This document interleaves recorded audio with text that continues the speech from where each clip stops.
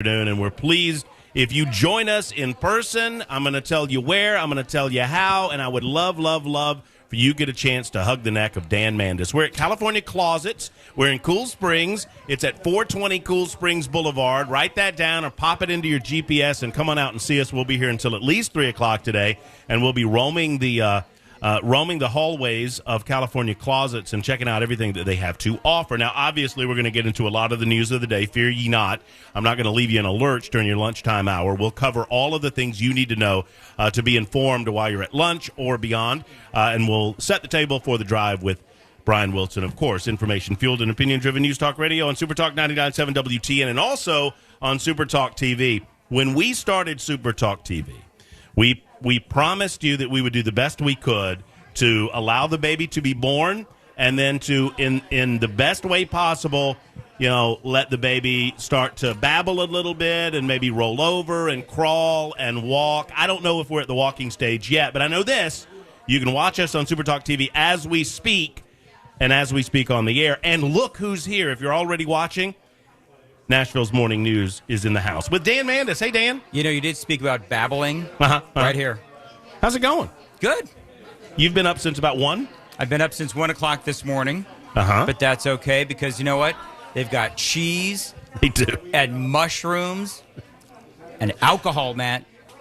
They've got alcohol. And it's not, and I've said this before, it's not day drinking if you've been up at 1 o'clock, since 1 o'clock in the morning. Well, there you go. So if you want to watch what Mandis normally does at around 1 o'clock in the afternoon when he's not on camera, come on out to California Closets. How long have you been away? I mean, you've been associated with Kurt and California Closets for a while now, haven't you? Oh, gosh. I think it's been about 3 or 4 years now. And this is a brand new location? This is a newish location, but they refurbished it, and it's like a grand reopening. Right. And I love what they've done, and I know we'll talk to Kurt about it a little later on. I love what they've done in as much as they've set the closets up. I mean, it's hard to get a feel for what you're buying when there's not stuff in them, when you don't have shoes and clothes and whatever in the various uses. And so they've kind of staged it in a way where it will look like in your home. It's like a closet showroom. Huh. Imagine that. That's weird how they did that. Well, they just had the grand opening.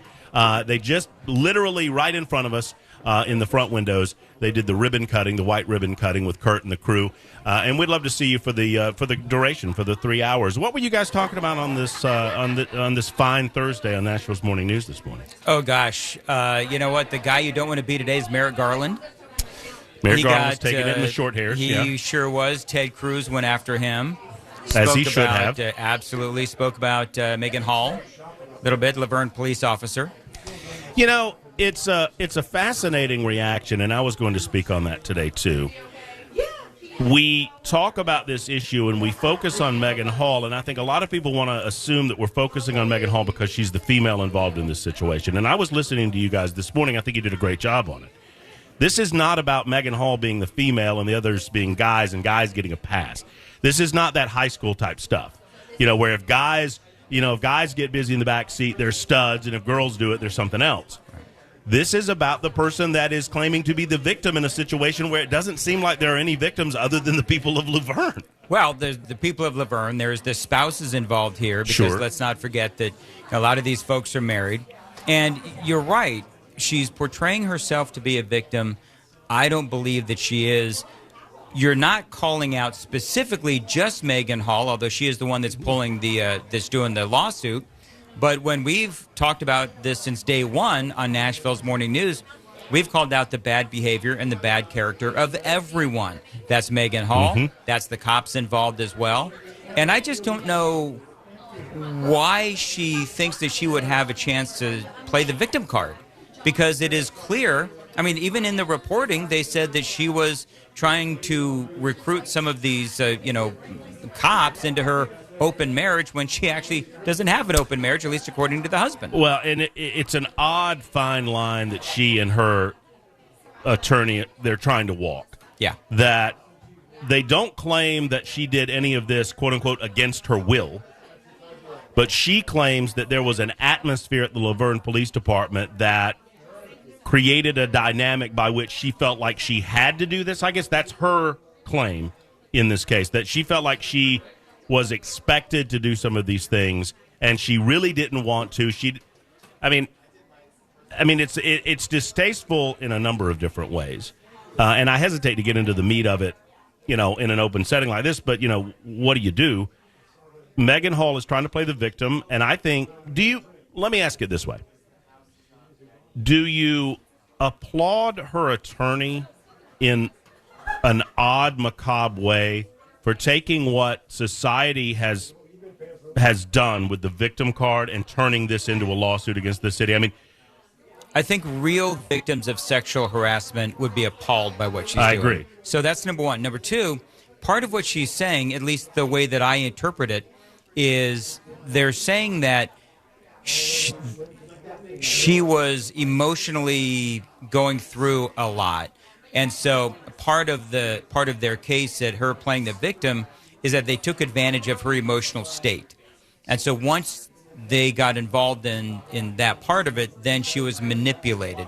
So that's part of this too, is I was not doing well emotionally, psychologically. So then all of a sudden, she's being manipulated by her boss into having all of these different relations, which, by the way, is like 4 or 5 different people.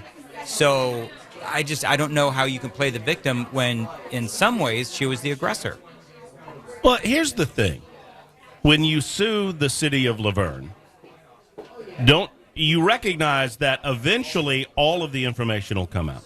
So all of the text message exchanges, all of the photograph exchanges, all of that will come out eventually.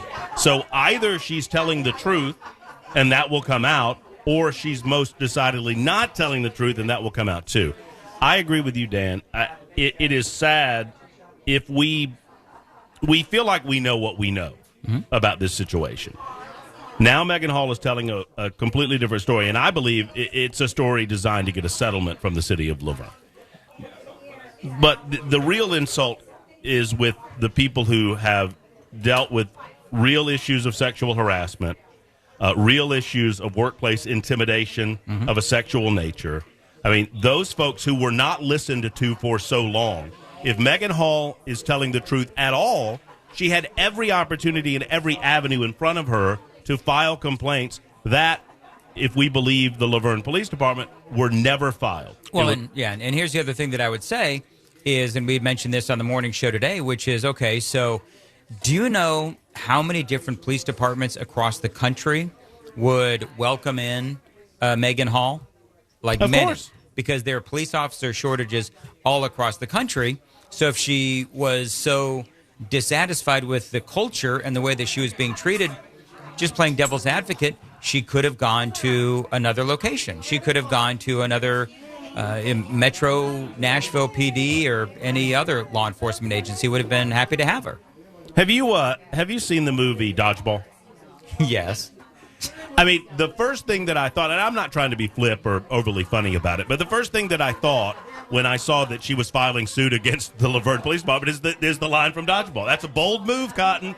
I mean, that is a turn that I did not see coming. Obviously, you had 6 individuals fired. The men in this situation are just as guilty as Megan Hall of the things that they're accused of doing, in terms of they're not criminally charged with anything, but they are guilty of violating, A, the public trust, and B, the contracts that they signed with the city of Laverne. All of them have been fired, disciplined subsequently. Megan Hall is the only one that is in turn filing suit against the city, which is why we're focusing on her. It's not because she's the female in this situation. It's because she's the one that's trying to turn the tables against the Laverne Police Department. So you got that going on. We are probably at the second hottest location in the Metro Nashville region right now. Would you dare guess, Dan Mandis, what the hottest spot in Nashville is right now? I would not dare to guess. Bridgestone Arena. Okay. So Morgan Wallen. Oh, yes. This is incredible. I don't know if it's because of his popularity. I don't follow country music in the way that I should to be able to assess this, and maybe some of the super texters can get online and let us know.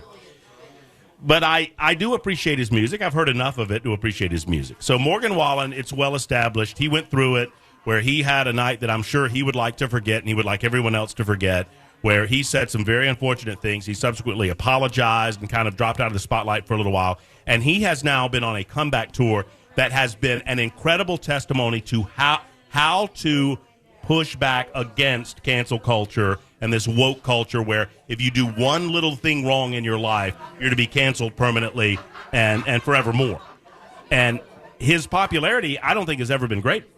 I will tell you that I'm a big Morgan Wallen fan, and I love his music. I think that he handled, when that whole thing went down, I think that he handled it appropriately. He apologized. He said, don't stand up for me, don't stick up for me, don't defend me. Basically, he said, I need to go away for a while. Mm-hmm. And he did. And he worked on music, and then ultimately he worked on his music, and then he came back, and here he is. And his music is better than ever. Well, if you have not heard, it's a little too late to tell you to go get in your car and get in line, I would think, based on what we're seeing down at Bridgestone Arena. But Morgan Wallen announced what is called a pop-up concert, which is a new concept. I mean, I feel so old when they come. Oh, we're having a pop-up concert at Bridgestone Arena? Yeah. How do you have a pop-up concert at Bridgestone Arena? That's like something you do in a mall parking lot. That's right. That's exactly. But I guess if you're Morgan Wallen, you better get somewhere as big as Bridgestone Arena, as evidenced by the amount of people that have descended upon Lower Broadway in line waiting to get tickets. These are free tickets to a Morgan Wallen show that I guess is tonight. Is it tonight? I mean, tomorrow night. Pardon me. Tomorrow night. Yeah. So tomorrow night, Morgan Wallen at Bridgestone, free tickets. If you're already in line and happen to be listening on your app, congratulations. You're probably going to get in. And if you're not already in line, you're probably too late. You know, I would compare Morgan Wallen. I'm not so much a modern country music fan, although I'm willing to learn. But I am a NASCAR fan. And Kyle Larson is a race car driver, one of the best drivers on the circuit today. And he went through a similar thing where and I don't understand this. I don't pretend to understand it, and I've really not explored it that much. But there's a segment of younger white men that for a period of time, and I think we've gone beyond that, they were comfortable in their selves. They were comfortable in their relationships, and I think comfortable enough in their relationships with all different types of people, black people, brown people, white, that they felt it was acceptable to use certain terms that aren't acceptable. Yeah. And Morgan Wallen did it, and we see what happened there. Kyle Larson did the same thing. He was in a social circle where he felt comfortable enough. I don't know that it was, I don't pretend to get inside of their hearts, but I do not believe that Morgan Wallen nor Kyle Larson used the language that they used in any way, in any derogatory way reflecting on the color of one's skin. But they used it anyway, and they learned a lesson, and luckily for both of them, they were not permanently canceled as a result. One of the things that I would say about Morgan Wallen is you had a whole bunch of folks defending Morgan Wallen who were black. Right. And so you had hip-hop people and what he's recorded with people from that community. So it's not like he meant it in a derogatory way. People will take it as a derogatory way. You know, obviously some people will, some people won't. It just depends. But for Morgan Wallen, he got taped doing it and right in the midst of cancel culture and all that. And you're right. I think that he handled it extremely well, but he had a lot of defenders. I just don't, on the flip side of it, and I'm not coming after him or anyone. I mean, I don't agree with this type of cancel culture. And I agree that people can make mistakes and repair their, I mean, you know, absent killing someone or whatnot, but you can make mistakes and come back from those mistakes. But at the same time, I remember when the Morgan Wallen thing happened, I just got to Nashville.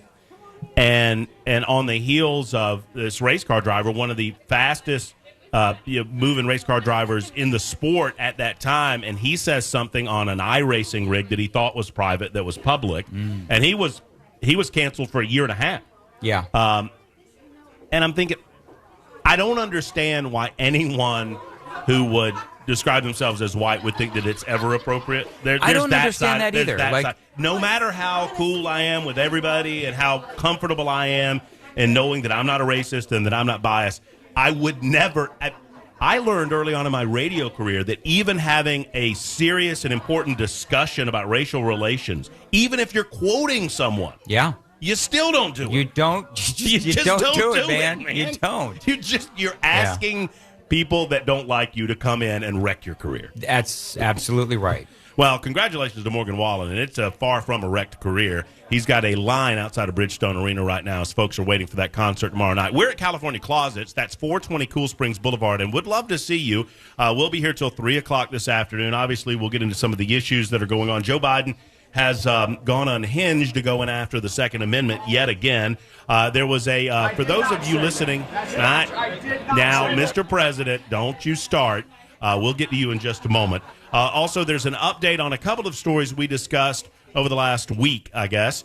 Janice Bowling was a part of the show earlier in the week. She's a senator from the state of Tennessee. She was introducing a medical marijuana issue. We'll talk about an update on that. Plus, we told you about Representative Paul Sherrill yesterday, who was caught during a committee hearing saying something very, very odd about execution methods in the state of Tennessee. We'll update that story as well as we come to you live from California Closets. It's 1221 on Super Talk 99.7 WTN.